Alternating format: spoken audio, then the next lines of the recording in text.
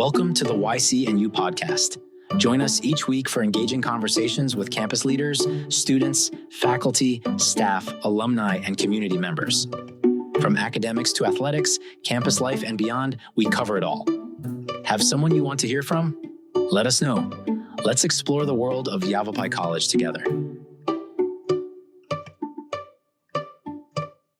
Hello, everyone. Welcome back to the YCNU podcast. I'm Cadu Medina, your host. I'm here with my co-host, Mike Grady. Hey. And Ryan Jones, our economist in-house. I'm going to ask Ryan to give us a little introduction here and tell us a little bit more about that fun title, which is not quite economist in-house. There's something fancier. Ryan, welcome to the show. I appreciate you being here. Thank you, Cadu. Thank you, Michael. Sure. Let's kick off this conversation with you giving us a little bit of an intro. Tell us what you do here at Yavapai College and kind of throw in a little bit of that background for us. So, again, my name is Ryan Jones. I am a research economist here at Yavapai College. I'm currently with the Institutional Effectiveness and Research Department, but I spent a lot of time several years in the REDC, which is the Regional Economic Development Center. And so in these two different roles, I did two different things. There's some carryover from one to the other and some overlap. But so what do? I handle data. I make data tell stories. We do economic impact studies, one of which we're discussing today, but that one that I didn't do. But we also do other, economic research for private industry, for government entities throughout northern Arizona. So I love it. Yeah, thank you. I imagine as part of the REDC, you do a whole lot of research on how the college integrates with local businesses and back and forth. Yeah, that's a big component of it. We did so many different things that it's hard to pinpoint exactly what we did. And since then, since I moved out of the RADC, the mission there has changed a bit in terms of what the college offers. But I'm proud of the work that we did, and I think it makes a big, impact on the community. And who knows what's in store for the future too. Absolutely. So in like simple words, we could say you measure our economic impact in this area in Yavapai County. I have done that. I wouldn't say I'm the one in charge of that, but I've had a role. You can't put on the hat. It's okay. Nobody else is here, so you can just say I do that. You can translate numbers for us, right? And so one of the things that I am currently still doing is the cost of living index data collection for this region, Yavapai County, which rolls up into a big report from the Council for Economic Research. Which compiles 270 something municipalities across the U.S. and compares the cost of living. So when you go to apartments.com or even see the news, you'll see a specific local cost of living index figure, and that's something that the college directly contributes for. Lovely.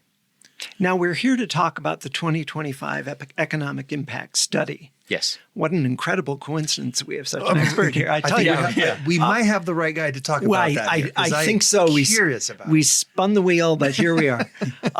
So we're hoping you can break this down for us. But let's start with economics 101. What exactly is under the umbrella of economic impact? What does that measure? So the whole goal of economic impact or measuring an economic impact is to see the changes to an economy based on a certain change, investment, and increase or decrease in jobs in a certain sector, or the presence or non-existence of a certain industry in that specific economy. So it's looking at a specific geography and then measuring the impact of an event. Mm-hmm. Right. So in dollars and cents, basically. So our numerical footprint in the county. Right. So yes. The dimensions of that. So the report that we're discussing today is looking at the economic impact of Yavapai College within Yavapai County. So it's looking at specifically, what do we add to the community, and comparing against, us not existing and not being here at all. So that's if there was no Yavapai College.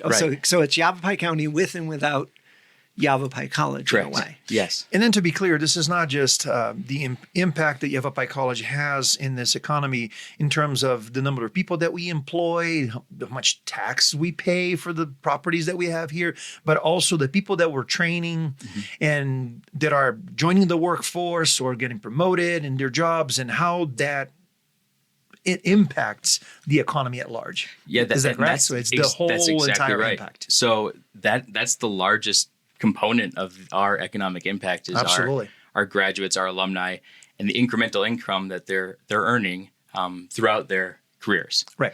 And so education is actually very special in terms of economic impact because of its outsized effect.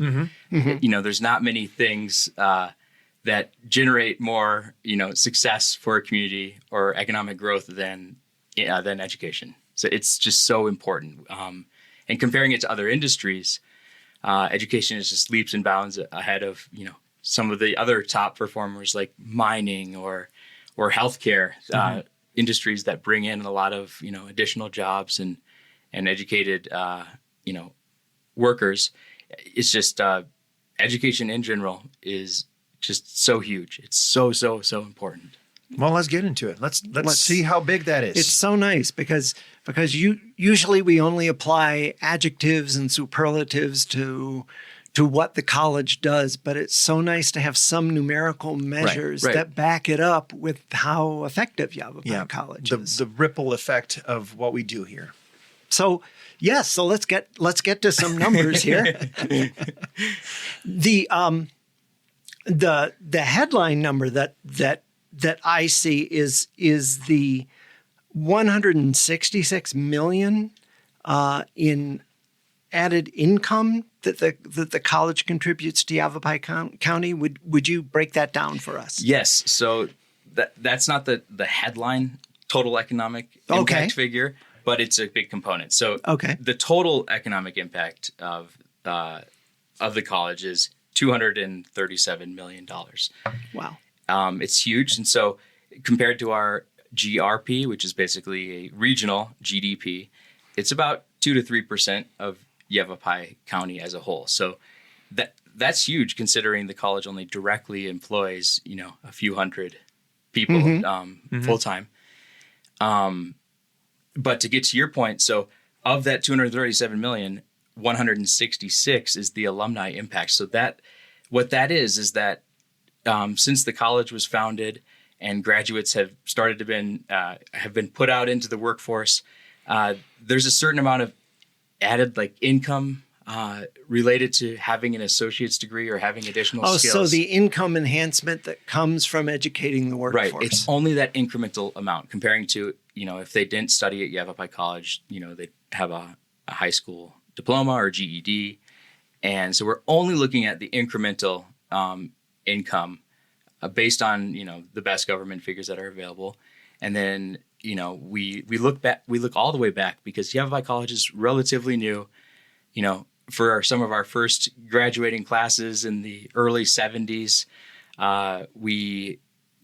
there's still some of those people who are in the workforce, of course.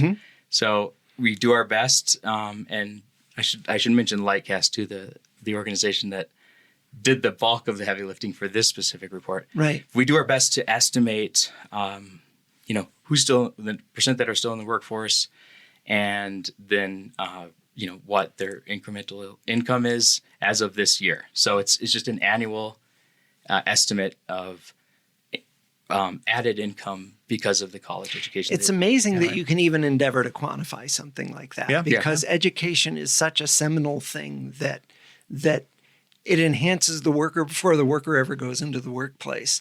But it's the most profound contribution I think a college can make to a community is to add to the knowledge base. And I'm just amazed that Lightcast and you folks can put some kind of numbers around it. Well, so there's actually some very interesting history behind input-output modeling, which is what Lightcast and other models use to measure economic impact. So it goes back to actually the 30s with a Russian-American, Vasily Leontiev, if I'm saying his name correctly. He he basically was, and he won the Nobel Prize for this in economics in I think 1978. But he connected all of these economic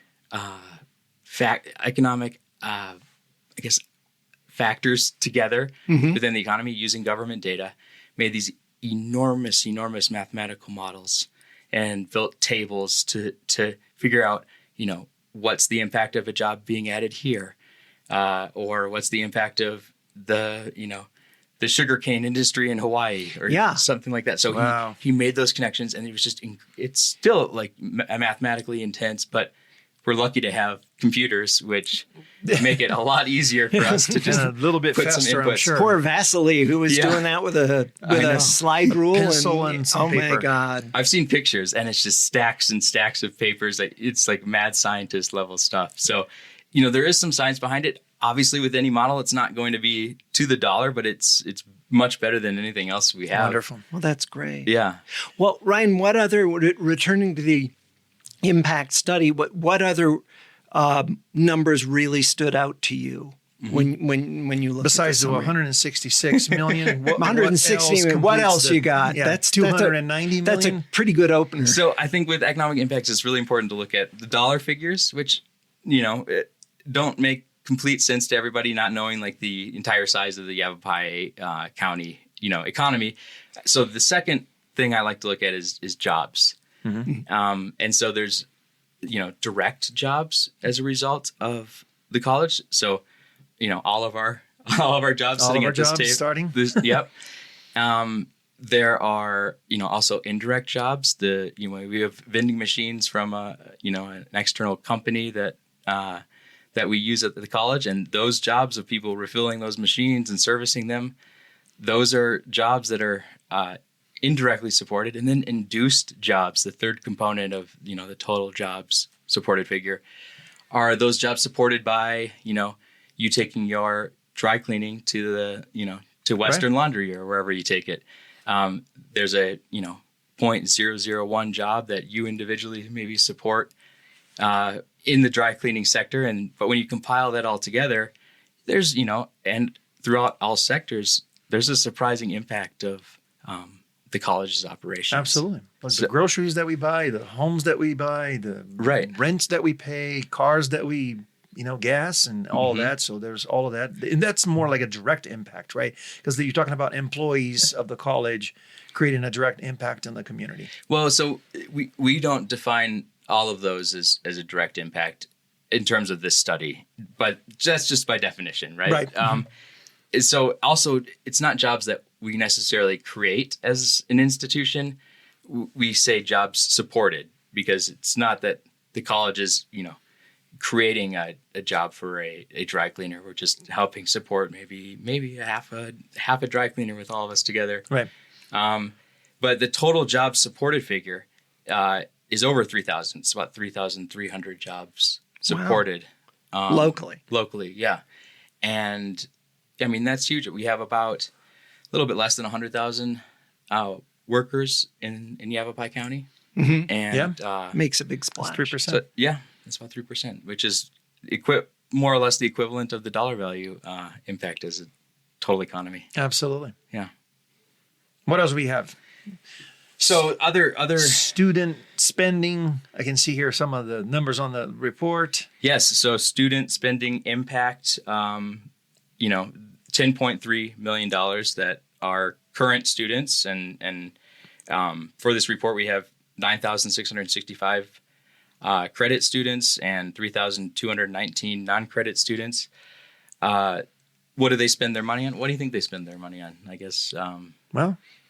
Besides food in the cafeteria. Smoothies. Food, food, everything. Clothing. They got cars. They got to gas up those cars. It's just the basic cost of living items, isn't it? Yeah. That's essentially it. And you also have to remember that the average age of our students are in the mid-20s to like 30s. So most of these have families. I mean, they're So there's a lot of... They're productive members of this community. There's a lot of revenue from college employees going to a lot of businesses within the county locally. And our students too. They're not the typical student. And that's one of the things that Lightcast, our partner in this, or basically the company doing this economic report, they did a good job of getting average ages for students so they can really do a better job of estimating, maybe what they're spending on, but more like how long they'll be in the workforce after they graduate. Could you tell us as a sidebar a little bit about Lightcast and how you work? And now these numbers are from fiscal year 23-24, correct? Yes. Okay. And they are an independent entity, Lightcast. Mm-hmm. And do you work with them, or they're kind of on their own, popping the hood on the local economy, and then they get back to you with the results? So actually, we work quite a bit with them. Gavin was our main contact at Lightcast. So what is Lightcast? They are a data service provider to a variety of different industries. They provide data on, education pathways, on economic impact in this case, but also local industry and employment and job postings data that's collected from different sources, but organized and searchable in very easy ways. So they're based in Moscow, Idaho. Oh, okay. Had us a little scared there for a moment. Just don't pause. Where those numbers coming? Keep going. And we pay for some of their what they provide, their services or their products, and we have for several years. They've changed their name, by the way, four times in the last, I think, 4 years. It was MZ, and then MZ Burning Glass, then Lightcast, and there was one other name somewhere in there. But very reputable company. It's just a coincidence, more or less, that AC4 contracted them to conduct this economic impact study. Okay. So, but I've worked closely with them before on other sides of their business, but it was really fun providing this data, for this report to our contact people within their economic impact modeling department. That's great. And, now, AC4, could you break down what that is for those who are unfamiliar? So it's the Arizona Coalition of Community Colleges. There you go. I think so. I wasn't sure about the second one, and I think you weren't sure about the fourth one. Arizona Coalition. There's 4 C's in there, right? There's 4 C's in there, yeah. Yeah, so that's, forgive me for not always remembering that, but they're great for, bringing community colleges and leadership together to do these big projects that, really wouldn't be able to be done, without them. Right. Singly, yeah. Yeah. So we're all on the same page, you could say. All the colleges are really kind of sharing this information, and based their planning on information that's shared and validated and all. And so what happened was, as a whole, the community college system in Arizona gets their own economic impact report that has its own figures. And so that geography is defined as, the state of Arizona, whereas, each community college that participates, which I believe is all the public community colleges in the state, they each, have their own region that they represent. So because of these defined regions, it actually, if you add up all of the community colleges together, it will be less than the total impact of the state figure. Just because Yavapai College, for example, we educate nurses and other people, linesmen that get jobs outside of the county. Sure, right, of course. So that doesn't count towards our economic impact if they're not working here, but it will count towards Arizona's. So there's kind of some leakages. So there's a crossover. Slip over the boundaries. I see. Yeah. Okay. But nonetheless, looking at the figure, our impact, is huge. It's likely less than the actual figure, but being conservative and measuring what we can, this is a very accurate figure. But there are so many additional things that we benefit the community in. Oh, absolutely. What other numbers kind of, I don't want to say surprise. I guess I want to know, you folks were probably waiting on the Lightcast findings. It was released in August, I think. Yes. And what of these numbers surprised you when they came out? Well, so we had done, I wish I had a big surprise to share with you. We had done an economic impact study also through AC4 about 5 years ago. So I kind of knew more or less what to expect. We've seen growth and an increase in the impact figure, which is always great to see that, we're going in the right direction. Mm-hmm. But I guess just looking at an institution like ours and seeing that we only have, I think it's just over 700 total employees, full-time employees, half that, somewhere around there. Don't quote me on these figures. Sure. But like the impact that an organization with this relatively few employees can have on the local economy is just so big. It's incredible. Yeah. And so working with Lightcast, I'm kind of outspoken sometimes, and I like to really understand things and, ask a lot of questions. And my economic impact modeling experience was for mostly in industry before. And so when I saw the figures for the colleges, it just seemed like we were exaggerating. Because it's much more expansive. It's much more expansive. And it took me a minute to really understand, what everything that a college does and who are we without our education? I would be, breaking rocks in a ditch, for pennies if I didn't have any sort of education. Right. And so it took me a minute, probably longer than I'd like to admit, to truly understand, what a college does and the impact that it has.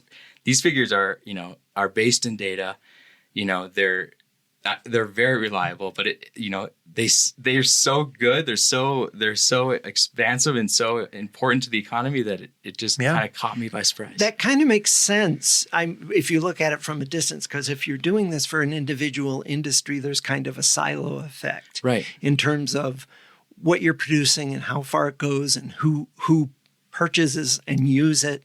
But when we were talking about this earlier. When education has more of a groundwater effect where it reaches out to everybody and goes even farther than I think you can imagine sometimes. Right. So absolutely. Yeah. The numbers would have to reflect that, I imagine. Absolutely. And they do, but I still think, if there's a way that we could possibly, find the actual figure of the total impact, I think it would be higher. So you mentioned that we had the study done 5 years ago. What did you see in terms of growth that really surprised you from 5 years ago to now? And what new things have we been able to track and measure that we didn't 5 years ago? So we have more graduates working. And so that added to our alumni impact figures. I think we were, able this year when we submitted data, we were able to capture some interesting historical data that added to the reliability and the confidence that we have in our current figure. Yeah, and that was kind of exciting. So one thing I want to share is that there's something called the Arizona Memory Project, and they are basically trying to digitize the past. Yeah, exactly. So old yearbooks from high schools, from community colleges, and other reports that were, printed and filed away. They've been, digging through the cobwebs to get these online. That sounds exhausting. It is.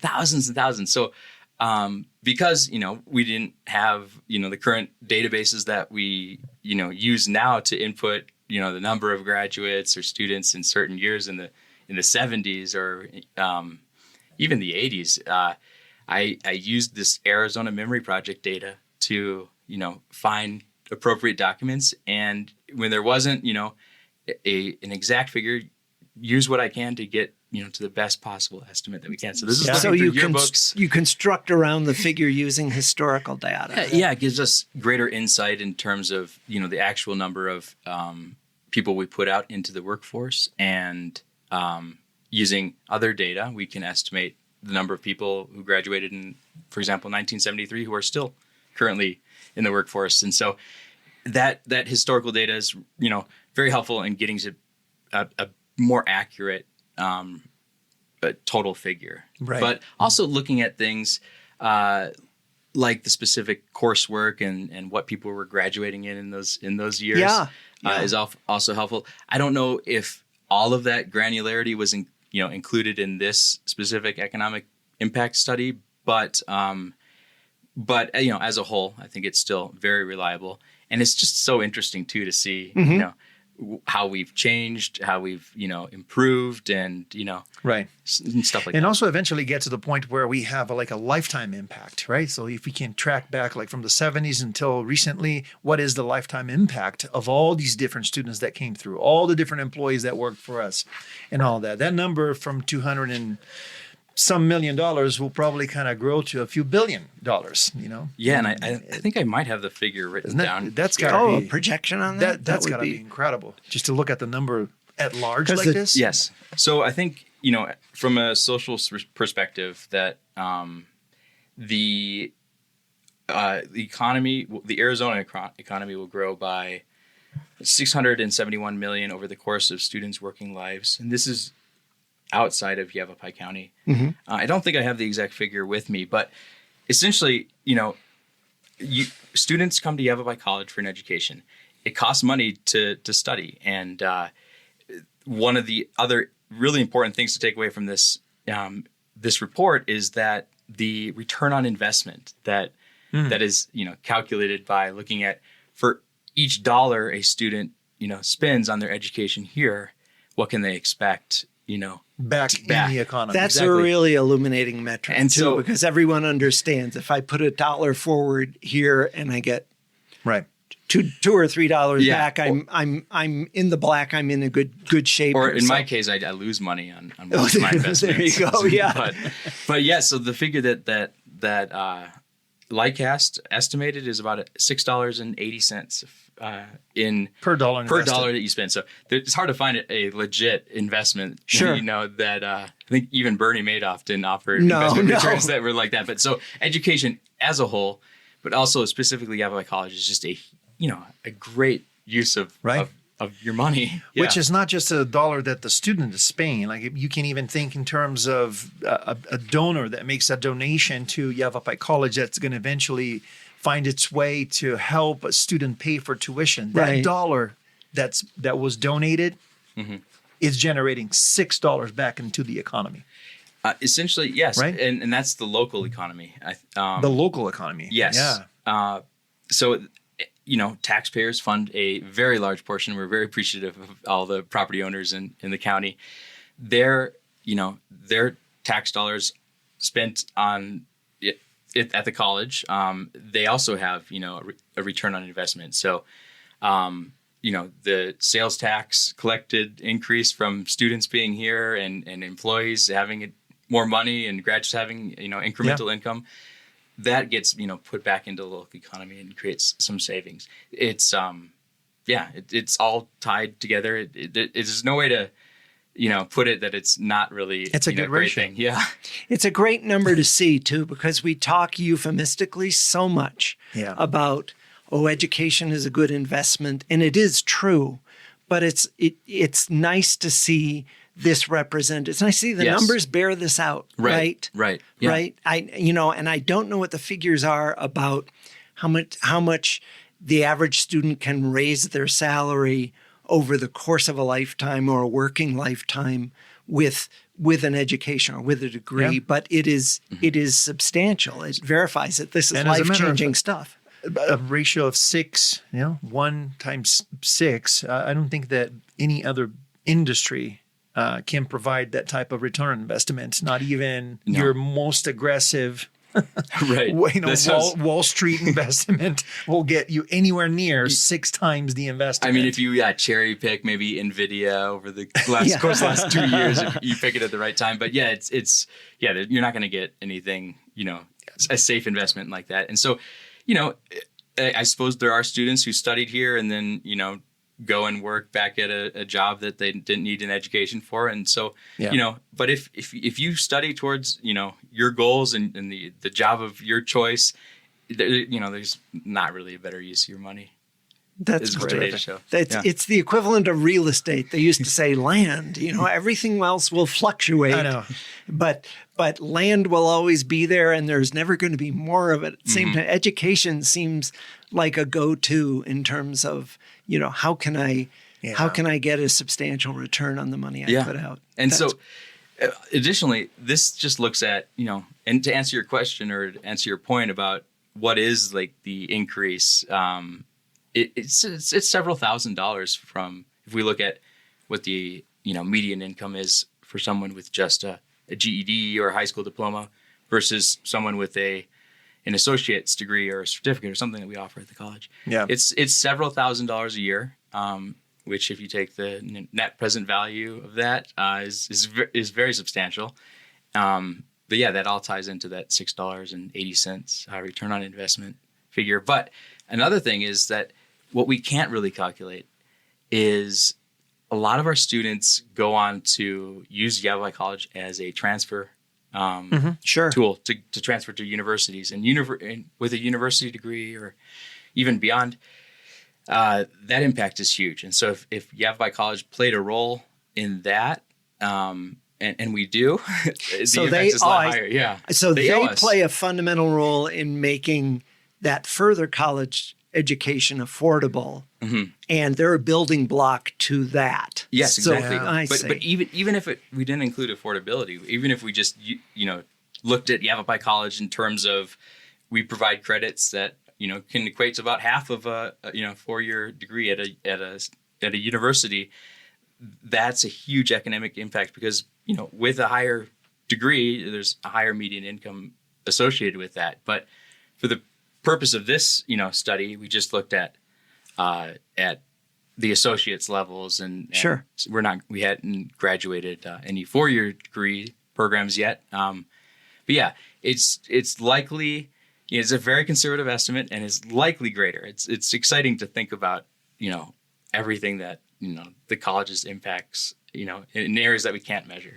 It'll be interesting to see how the baccalaureate degrees will factor down the road, because you're keeping a lot more people local here, I don't even want to go into the online degrees right now, because that's going to keep Ryan awake like for the rest of his life. How do you even measure that? Someone who is graduating on with a bachelor's degrees that he took online, and that person is, God knows, could be across the country. Right. Could be across the globe. So in general, they don't, aside from their spending at our school, there's not really an impact from them directly. That you can measure. but there is a certain percent, like let's say someone who's studying in Chico, California, for example.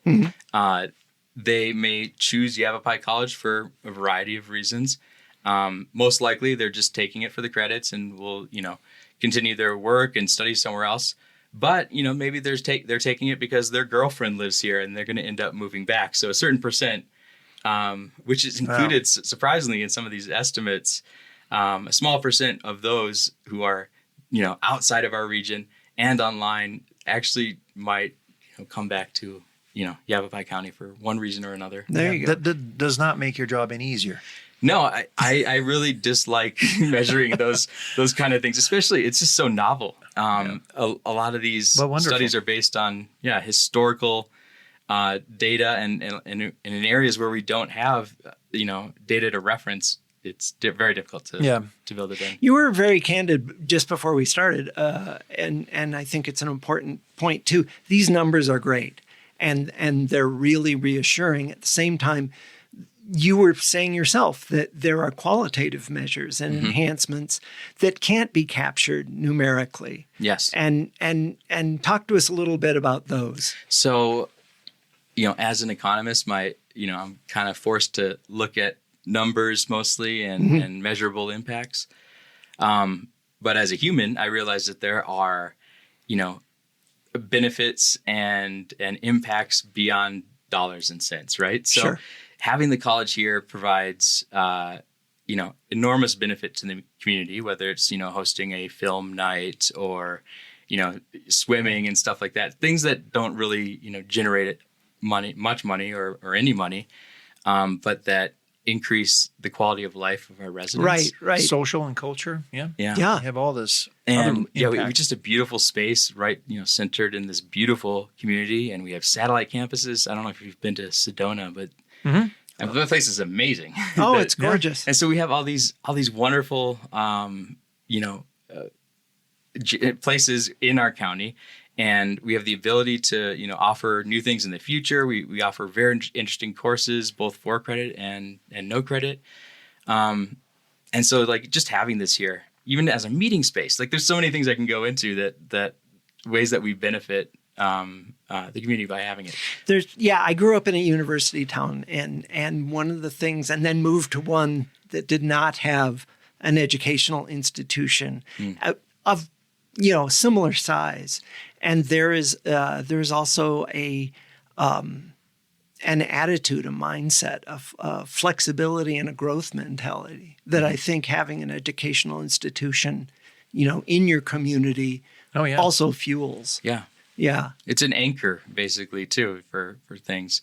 But getting back to dollars and cents, looking at, some of the non-measurable benefits is that, having this here it inevitably increases property values because of what we offer. And, without the college here, I'm sure property values wouldn't be what they are today. Now, that's speculation, and I shouldn't be doing that. But it's true. Like there's a lot of things that are not measured in these reports. Sure, that definitely do make changes or make impacts for people. And if you do like numbers, the college also as an entity is a kind of economic behemoth in the community, right? Is this right? I got this out of one out of every 36 jobs in Yavapai County is supported by YC activities and students. Yes, it's about 3%. So that's amazing. That's spot on. Huge, for we're not even the Baghdad mine employing thousands of people in a company town. We're still relatively small in terms of direct employment. And just kind of to repeat, it's huge. Wonderful. Yeah. Well, Ryan, we are with our brains all twisted up right now. I'm just I got numbers flying out of my ears. I need a bit of a time to process all this. Yeah. But the good news is that these are all great news. The study is just incredibly well done, and it just brings so many good news. And it's from 23-24, right? So what can we expect in terms of 24-25 now? How does the cycle of producing these reports kind of happen for you there? Yeah, so I don't think they need to be done every year. I think the cycle that we're on now, doing them every 4, 5, 6 years works. But in terms of predicting the future and seeing where we'll be, I think the college is on a good course, despite, demographic changes that make it difficult to stay on that course. But, I envision, our impact to continue to increase, especially as we're adding new programs that are in demand, and, the focus of leadership to, make it, a more attractive place to study for our high school graduates and even our lifelong learners. I think it's we're on the right trajectory. For sure. And there's a mindset that is very adaptable in terms of the programs being asked. You can see that in the succession of bachelor's degrees that are coming out. Yeah. That it's looking first to the industry and to local and national industries, and where the demand is, and working backwards into academia. So students have kind of a career path coming out of school. I mean, that's the goal of leadership, and also bringing in student demand into that too. Even though there might be a big demand from the dog food manufacturer in Coconino County, like there's not a lot of demand for those jobs.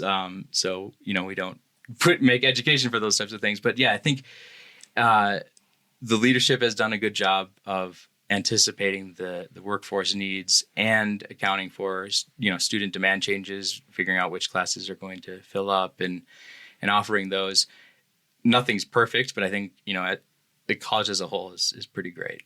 Well, it's nice to see our positive feelings borne out in numbers, right? Absolutely. Yeah. And it's great to see that it feeds every other strategic decision that the college makes in terms of new courses that we're putting out, and just we're like always on the, looking at the future and kind of reacting or planning according to that forecast that we have here that you're feeding our leadership with, right?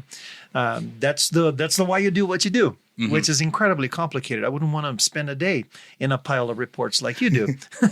But at least you're not Vasily, the Russian who eventually won the Nobel. Thank God for him. There's some computers helping you. We're grateful for him. Wouldn't want to be him though. We wouldn't want to be him. I do want to say that this wasn't, it wasn't just me. There's people on our team who contributed data as well. And then everyone at Lightcast and at AC Force. Like, I'm not just saying this to say it, but it was not all on my shoulders, and it's not. Absolutely. No, if there's any errors, it's also not my fault. The benefit and the deficit of being part of a team like that, right? Yeah. There you go. Everyone needs to be on board or off ship. I love it. Ryan, thank you so much. Thank you for This coming. has been super educational, and obviously there's so many more questions that one can ask. Is there a way, if anyone is interested in kind of catching up with you and asking more questions, to connect with you to talk about the study? Or Yes. So I believe there's some space still in my inbox if you want to send me an email, ryan.jones@yc.edu. Or call my phone if you need immediate attention or have a quick question. It's 928-776-2363. Yeah. Are you still in Prescott Valley? No. You moved? So we are on the Prescott side now. Okay, you're in the Prescott campus. That's wonderful. Easy to find you. Well, thank you for translating numbers into English for us. I'm more than happy to. I find this stuff interesting. Your enthusiasm for it is what I think makes it an interesting conversation and a reaffirming one as well. Mm-hmm. Wonderful. Thank you, Mike, for all the free research that you did so that we could ask smart questions. I hope our questions were smart enough to, level with the smartness that came from your answers. And Ryan, thank you. It's great to see you again. Hey, thanks for having me. Thank you. Thank you for tuning in to the YC and You podcast. We hope you enjoyed our conversation today. Don't forget to follow and subscribe wherever you get your podcasts so you never miss an episode. Got someone in mind for our next chat? Reach out and let us know. Until next time, keep exploring, and we'll see you next week.